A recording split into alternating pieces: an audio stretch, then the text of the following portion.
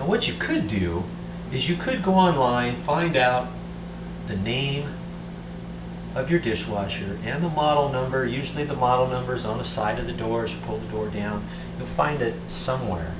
And then you might come across a picture of it or something, or go down to a like Sears or Penny's, or you know, an appliance company, and you can show them a picture or something. They'll bring up a picture and you can show them which part you need and see what sort of cost is associated to it, and see if you want to tackle something like that yourself. I think I might be able to fix that, replace that. Now here's what I did. I know an appliance service tech, and I call him out. I call the same guy out every time I need him, and that works out really well because sometimes he'll help me out. Now, he dropped by, he took a look at that, and he said, you know what, I just ordered one of those parts, because generally it's not this part that's leaking on a dishwasher. Usually he fixes something else. He said, you know, I just bought one of those, and so he sold it to me.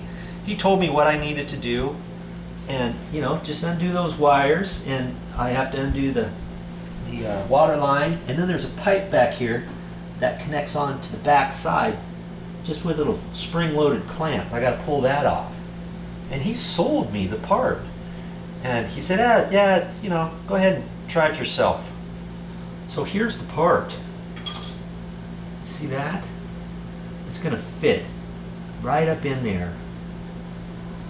That's where the pipe fits on there, and then I've got to take the elbow off where the water connection is, and I got to screw that back on there.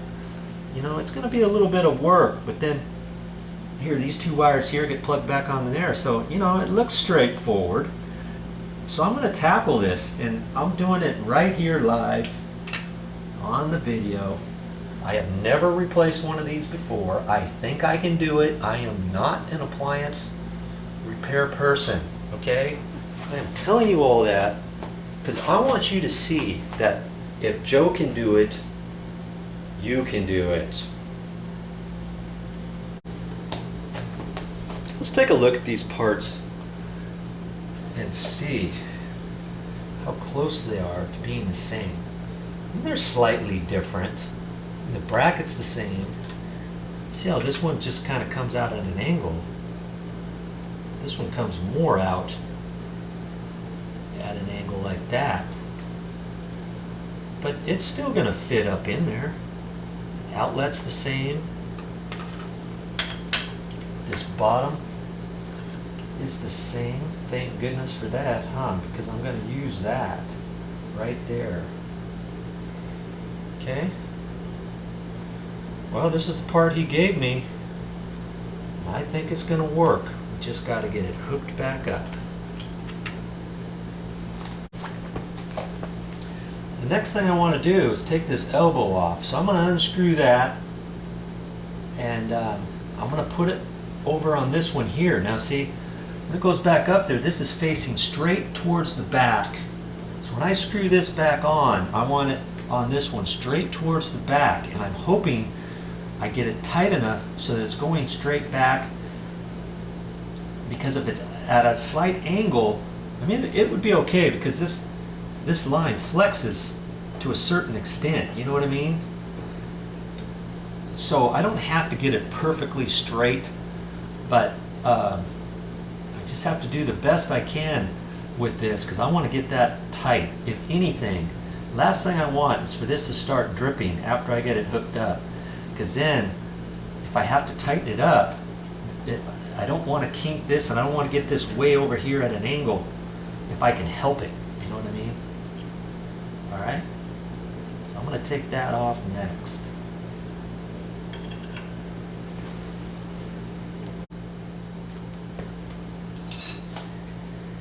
You know what, I was going to hang on to this and start prying on it, but the last thing I want to do is start marking up this floor.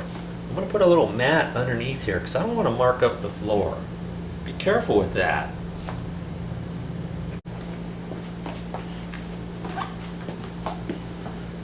I'm going to have to hang on to that nut on the back. I'm just grabbing on that. I don't want to I'm not touching this at all, okay? So now I can put that on here and hopefully get it turned. Ooh, this might be tighter than I'm thinking. If I don't get a big enough bite, I could take these nuts off of here, I guess, because this is the bad piece, and get a bigger bite on there. We'll see.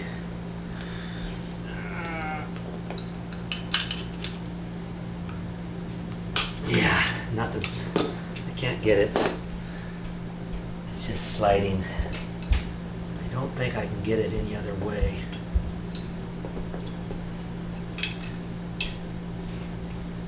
By hanging on to this, maybe.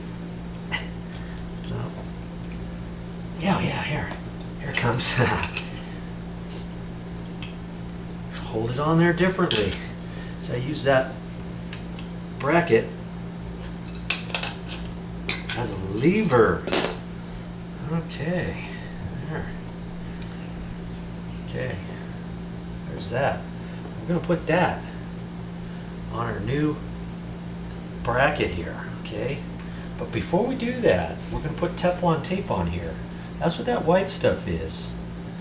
I'm gonna clean off these threads. I need to do that first so that my new Teflon tape will get down in there. I don't trust this old stuff, especially right here at this edge here. I need to clean that off. I need to get something sharp, you know, like a scratch-all or even a sheetrock screw, the tip of it, or a sheetrock nail, the tip of it, you know, just anything like that to kind of get all this old Teflon tape out of there. Look at that, I found a little sheetrock screw, sheetrock nail, long screw. As long as I got the point sharp, you know, I can just kind of push that stuff in there. And I'm going to have to work at it a little bit. I want to get this all off of here nice and clean. See, this old stuff is just, all this has to come off of here. Okay.